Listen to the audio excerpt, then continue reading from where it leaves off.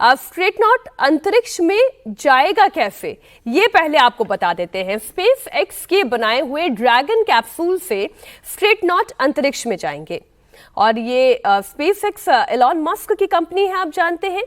Dragon capsule falcon 9 rocket से launch किया जाएगा। फ्लोरिडा में कैनेडी स्पेस सेंटर में आज भारतीय समय अनुसार दोपहर 12:01 पर इसकी लॉन्चिंग होगी। अभी जो जानकारी आ रही है कि जो मौसम है वो इस मिशन के लिए 90% अनुकूल है। इस मिशन पर भारत ने अब तक करीब 548 करोड़ रुपए खर्च किए हैं। हिंदुस्तान के लिहाज से ये मिशन बहुत महत्वपूर्ण है क्योंकि कुल 60 रिसर्च में से जो 7 भारत के और इसरो के हैं, यानी कि अलग अलग देशों के कुल 60 रिसर्च वहां अंतरिक्ष में होने जा रही हैं और इन रिसर्च में से 7 केवल भारत के हैं। अब एस्ट्रोनॉट की हेल्थ पर माइक्रोग्रेविटी कैसे इम्पैक्ट करती है, इस पर स्टडी की जाएगी। माइक्रोग्रेविटी यानी कि जब ग्रेविटी खत्म हो जाती है ब्रेन और बॉडी पर, इसका असर किस तरीके से होगा। कैंसर ग्रोथ पर स्टडी की जाएगी। 31 देशों के साइंटिफिक प्रोजेक्ट्स पर रिसर्च होगी। ज्यादातर रिसर्च हेल्थ और माइक्रोग्रेविटी से जुड़े हुए हैं। राघवन मेरे साथ जुड़े हुए हैं। राघवन, वैसे तो कुल 60 रिसर्च ऊपर जाकर होने वाले एक्सपेरिमेंट होने जा रहे हैं, लेकिन इनमें से 7 वो रिसर्च हैं जो केवल भारतीय है। इनके बारे में आपके पास और क्या डिटेल है? जी देखिए, जैसा आपने बताया कि ये सारा माइक्रो ग्रेविटी और ज़ीरो ग्रेविटी पर किए जाने वाले एक्सपेरिमेंट हैं। हम जानते हैं, दर्शकों ने भी आईएसएस के वीडियोस देखे होंगे, कल्पना चावला के और सुनीता विलियम्स के, जिसमें वो इंटरनेशनल स्पेस स्टेशन में हमेशा तैरती हुई नज़र आती हैं। तो वहाँ पर गुरुत्वाकर्षण बिल्कुल ज़ीरो है, भार बिल्कुल कम है। ऐसे में मानव की मांसपेशियों पर, हृदय पर, आँखों पर, जितने भी बोन्स हैं, जॉइंट्स हैं, उस पर क्या असर करती है माइक्रो ग्रेविटी और ज़ीरो ग्रेविटी। ये एक्सपेरिमेंट हमारे जो पायलट हैं इस मिशन के, शुभांशु शुक्ला ग्रुप कैप्टन, वो करने जा रहे हैं। साथ उनको स्पेशल बायोलॉजिकल जो है एक्सपेरिमेंट दिए गए हैं। इसमें वो एक्सपेरिमेंट शामिल हैं जो भविष्य में आईएसएस में अगर बहुत लॉन्ग ड्यूरेशन पे कोई अंतरिक्ष यात्री रहना चाहे तो उसके लिए वहाँ भोजन की क्या व्यवस्था हो सकती है। क्या वहाँ पर हम मेथी उगा सकते हैं, क्या हम वहाँ पर किसी तरह की दाल को उगा सकते हैं। ये जो चीज़ें हैं, ये एक्सपेरिमेंट वहाँ पर किया जा रहा है। जो काई है, जिसे हम गुड बैक्टीरिया कहते हैं, क्या उस पर जो है मानव जीवन अंतरिक्ष में या अंतरिक्ष के आगे जो डीप स्पेस नेटवर्क स्टेशन जिसे बोला जाता है, चाहे वो चंद्रमा हो, चाहे मंगल ग्रह हो, वहाँ पर क्या हम भोजन की ऐसी कोई व्यवस्था कर सकते हैं। उसका पहला पड़ाव ये 14 दिन का जो एक्सपेरिमेंट शुभांशु शुक्ला करने जा रहे हैं वो होगा। सारे, जैसा हम आपको बताया कि जीव विज्ञान से जुड़े हुए अधिकांश प्रोजेक्ट हैं। बहुत जटिल एक्सपेरिमेंट नहीं है, ऐसा नहीं कह सकते कि बहुत जटिल एक्सपेरिमेंट है, क्योंकि पहली बार इन एक्सपेरिमेंट्स को भारतीय एस्ट्रोनॉट इंटरनेशनल स्पेस स्टेशन में करने जा रहे हैं। जो तमाम संस्थाएं हैं, जिसमें ISRO, Indian institute of science, जितने भी बायोलॉजिकल इंस्टीट्यूशंस हैं इंडिया के, उन्होंने इसको डिजाइन किया है और यहाँ पर धरती पर उन्हें पहले कर देखा गया है कि जीरो ग्रेविटी में वो कैसे रिएक्ट करते हैं।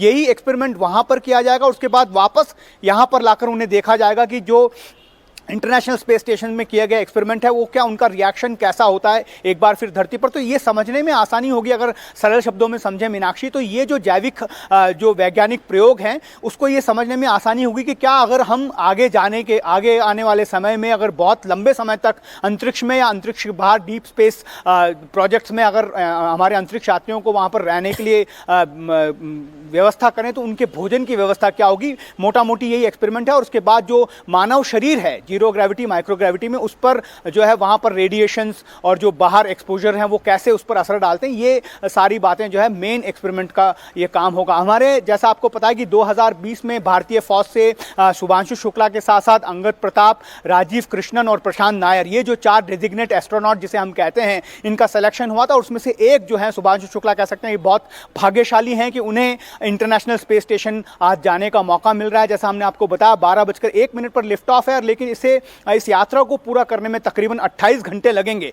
यानी 26 जून को तकरीबन शाम को 4:30 बजे हम देखेंगे कि डॉकिंग हुई है। उसके बाद कुछ और प्रोसेस होता है, जिसके बाद एक टनल वहां पर होती है जो दोनों जो इंटरनेशनल स्पेस स्टेशन और क्रू ड्रैगन मॉड्यूल जो है उसको जोड़ती है। और वहां से उस टनल के जरिए शुभांशु शुक्ला पहली बार इंटरनेशनल स्पेस स्टेशन के अंदर कह सकते हैं कि तैरेंगे। अब कदम रखने की बात तो वहाँ पर है नहीं, इस पे थोड़ी और जानकारी राघवन आपसे चाहती हूँ, क्योंकि जब आप कहते हैं मानव कैप्सूल और इस कैप्सूल के अंदर चारों अंतरिक्ष यात्री सवार हो चुके हैं, 12:01 पर लॉन्चिंग होनी है।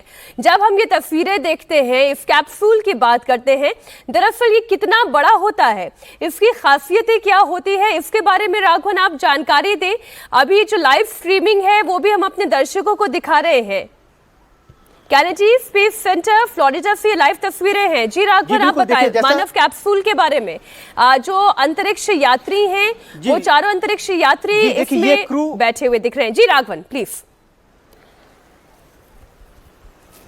बिल्कुल बिल्कुल मीनाक्षी, देखिए ये जो स्पेस कैप्सूल इसे कहते हैं, ह्यूमन स्पेस कैप्सूल या क्रू मॉड्यूल इसका नाम दिया जाता है। ये बहुत ही ज़्यादा संवेदनशील होता है, सेंसिटिव होता है। इसी वजह से हमने आपको बताया कि 28 मई को इन चारों एस्ट्रोनॉट को आइसोलेशन में रख दिया गया था, क्वारंटीन में रखा गया था। उसके बाद सीधे उन्हें यहाँ से स्पेस कैप्सूल में लाकर बिठा दिया गया। हालांकि अभी भी लॉन्च में तकरीबन कह सकते हैं कि आधे घंटे से ज़्यादा का वक्त है, लेकिन पिछले 2 से सवा 2 घंटे से ये लोग उस कैप्सूल के अंदर जाकर बैठे हैं। एक तरह से कह सकते हैं कि पूरा जो कमांड कंट्रोल होता है, मिशन कंट्रोल जिसे कहते हैं, उसका एक पूरा पैरेलल सिस्टम उस क्रू मॉड्यूल में लगा होता है। सबसे पहली बात कि ऑक्सीजन की सप्लाई वहां पर कितनी है, क्योंकि एक बार जब हम पृथ्वी के गुरुत्वाकर्षण के दायरे से बाहर निकल जाएंगे, उसके बाद ऑक्सीजन की जो सप्लाई है वो किस तरह से इंपैक्ट करती है, उसका पूरा पैरामीटर्स वहां पर अभी जांच की जा रही है। मिशन रेडीनेस इसे अगर हम सरल शब्दों में कहें तो कहा जाता है। उसके बाद उस कैप्सूल के अंदर वो सारी तमाम व्यवस्थाएं होती है जैसे इंटरनेशनल स्पेस स्टेशन में भी है, क्योंकि